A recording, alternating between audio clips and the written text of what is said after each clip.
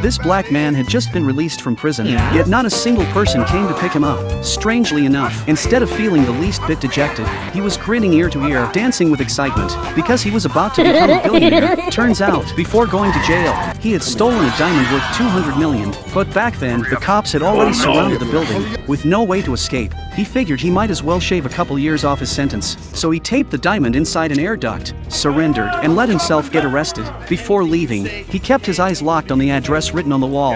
In the blink of an eye, 2 years had passed. Now free, Luther was ready to reclaim his treasure, but the construction site where he'd hidden the diamond had since been turned into a police station.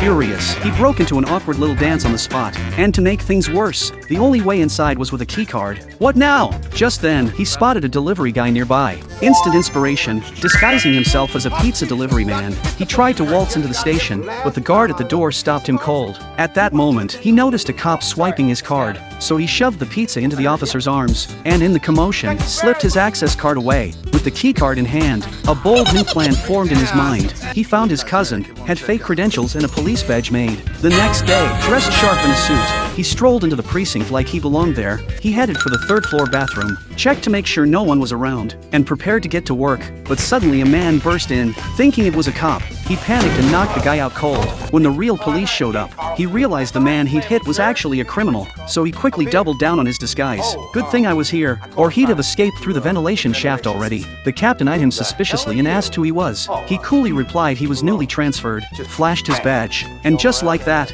the chief assigned him a partner. But little did he know, his problems were only just beginning.